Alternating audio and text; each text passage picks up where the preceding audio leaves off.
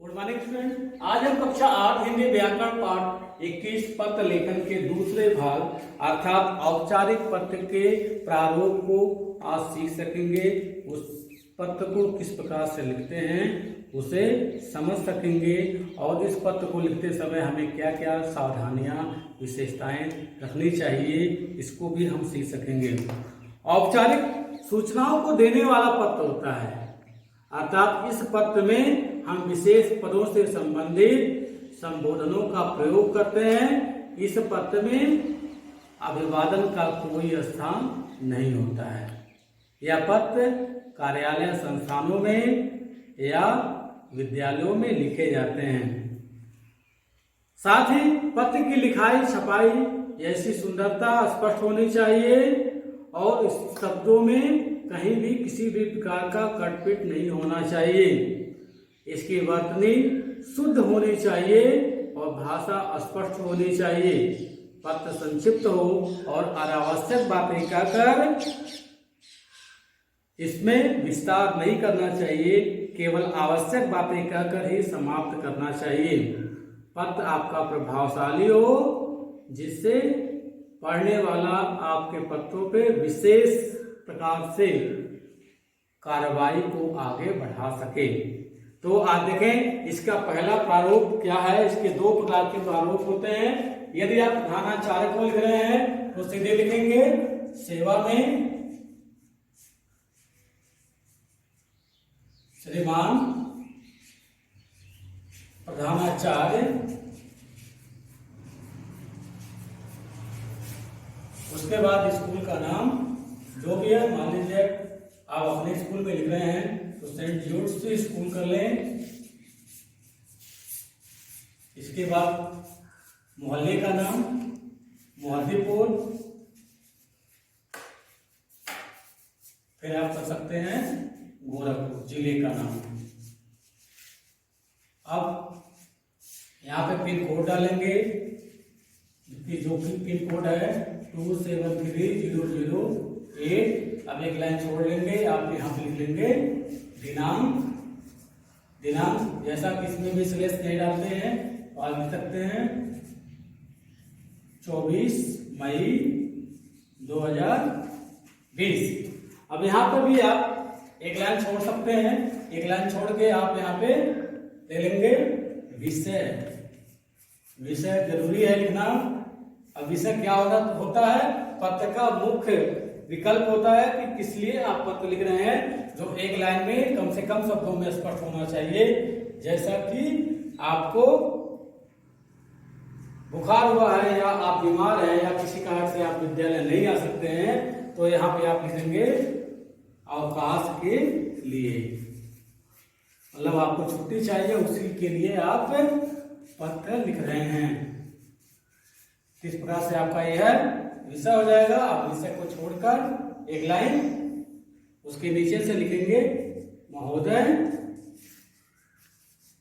अब जहां पे कामा खत्म होता है वहीं से आप शुरू करेंगे, इसके नीचे से ही लिखना यहां से, और लिखेंगे निवेदन है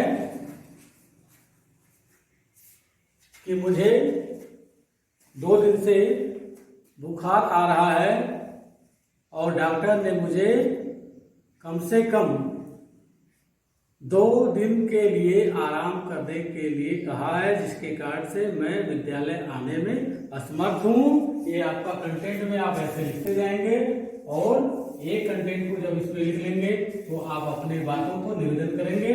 दूसरे अनुच्छेद में लिखेंगे कि अतः आप श्रीमान से निवेदन है कि मुझे 2 दिन का अवकाश प्रदान करने का कष्ट करें। तो और पद समाप्त होने के बाद आप धन्यवाद देंगे। धन्यवाद देने के बाद आप अपना यहाँ पे नाम लिख लेंगे, जैसे धन्यवाद दिया, और फिर लिखेंगे आपका आज्ञाकारी शिष्य या शिष्या। इसके बाद जो है आप जो है यहाँ पे अपना नाम लिखेंगे, इसके बाद कक्षा लिख लेंगे, और कौन से सेक्शन में पढ़ते हैं आप उसे यहाँ पे लिख लेंगे। इस तरह से एक प्रारूप तो यह हो गया, और दूसरा इसका प्रारूप इस प्रकार से लिखा जाएगा, जो हम किसी संस्था के लिए या किसी कार्यालय के लिए लिखते हैं उसके लिए हम इस दूसरे प्रारूप का प्रयोग करते हैं। तो ये दोनों प्रारूप ही इसमें लिखे जाते हैं। जैसे कि दूसरे प्रारूप में यदि आप लिख रहे हैं तो यहाँ पे सबसे पहले आपको अपना नाम और अपना पता होना चाहिए। यहाँ पे आप अपना पता लिखेंगे, जैसे 9A इंदिरा नगर, मोतीपुर, और फिर लिखेंगे जिले का नाम गोरखपुर। इसके बाद आप यहाँ पे पिन कोड डालेंगे जो भी है 273008, फिर एक लाइन छोड़ेंगे, यहाँ पे दिनांक डालेंगे। इसके बाद जो है यह भी ध्यान रखेंगे कि यहाँ पे भी स्लैश नहीं डालेंगे इस प्रकार से, बल्कि इस प्रकार से आप लिख लेंगे, या इस प्रकार से आप लिख लेंगे 24 मई 2020, इस प्रकार से लिख लेंगे। फिर यहाँ पे आप जिसके पास पत्र भेजना है आप उसके पास वहां पे पत्र भेज देंगे, अर्थात उसका पता लिखेंगे, उसका पद नाम लिखेंगे, तो वहां पे लिखेंगे सेवा में। मान लीजिए आप किस लिए पत्र लिख रहे हैं, इस बात का ध्यान रखेंगे कि उसके पद के लिए क्या है। तो आप मान लीजिए आप लिख रहे हैं वन विभाग को हरी पट्टी पर लगाए गए पौधे सूखते जा रहे हैं, उससे संबंधित अधिकारियों तक अपनी बातों को स्पष्ट करना है, तो आप लिखेंगे। और इसके लिए आप किसी संपादक को लिखेंगे तो आप लिखेंगे सेवा में संपादक। किसी भी पत्र पत्रिका का नाम लिख लेंगे, जैसे यहां पे मैं लिख रहा हूं दैनिक जागरण,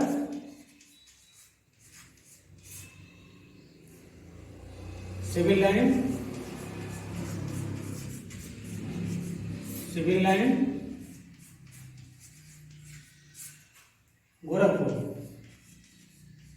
इस तरह से यहां का पिन कोड भी लिख लेंगे 273001। यहाँ का पिन कोड और यहाँ का पिन कोड दोनों में अंतर होना चाहिए। ये आपके मोहल्ले का पिन कोड नंबर है और ये जहाँ पे आप पत्र भेज रहे हैं वहां का पिन कोड है। ध्यान रखेंगे दोनों पिन कोडों में अगर आपको सही पिन कोड याद नहीं है तो 6 नंबर का कोई भी अंक आप इसमें प्रयोग कर सकते हैं, लेकिन इसका प्रयोग करते समय आपको ध्यान रखना चाहिए कि इसका पहला वर्ड 0 से 0 से शुरू नहीं होना चाहिए, बल्कि अन्य किसी भी अंक से प्रारंभ हो सकता है। तो यहाँ पे आपने देखा कि आपका अपना पता हो गया, फिर जिसके पास भेजना है उसका पता हो गया। अब इसके बाद यहाँ पे पिन कोड लिखने के बाद आप यहाँ पे विषय डालेंगे, विषय लिख लेंगे। विषय आप किस प्रकार से किस लिए लिख रहे हैं तो आपको लिखना होगा उसमें पेड़ों की रक्षा हेतु जन जागृति कराने के लिए। तो यहाँ पे आप लिख लें पेड़ों की रक्षा के लिए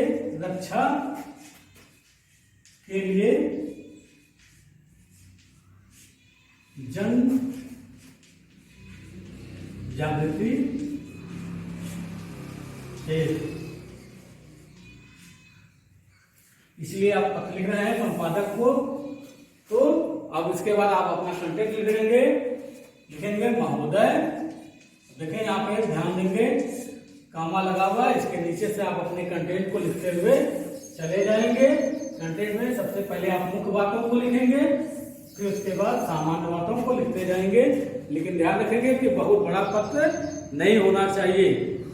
जैसे कि मैं लोकप्रिय समाचार पत्र दैनिक जागरण के माध्यम से अपनी आवाज वृक्ष के प्रति उदासीन हो गए जनमानस की ओर लगाना चाहता हूं कि हमारे इलाके में, जिस इलाके में मैं रहता हूं, कौन सा इलाका, शास्त्री नगर में वन विभाग के द्वारा सड़कों की दोनों ओर हरी पट्टियां लगाई गई थी, लेकिन वे पौधे सूखते चले जा रहे हैं, जिसके कारण से मैं आपका ध्यान इस तरफ लगाना चाहता हूं कि मौसम विभाग मानसून की भविष्यवाणी कब कर रही है और जल विभाग नगर निगम को इसके लिए कोई उचित कदम उठाया जाना चाहिए। अब ये 2 अनुच्छेद में आप इसको लिख लेंगे और इसमें निवेदन कर लेंगे इस कंटेंट में, दूसरे कंटेंट में। और इसको लिखने के बाद आप यहाँ पे लिख लेंगे भवदीय। भवदीय लिखने के बाद केवल आप अपना नाम लिख लेंगे, क्योंकि पता आपका यहाँ पे लिखा हुआ है, तो जो भी आपका नाम होगा केवल यहाँ पे आप नाम लिख लेंगे। इस तरह से आप आज औपचारिक पत्र के दोनों प्रारूपों के बारे में इस वीडियो में पढ़ा और अगले लेखन कार्यों में आपको पत्र लिखने के लिए कुछ शीर्षक दिए जाएंगे जिसके आधार पे आपको लिखना होगा। धन्यवाद।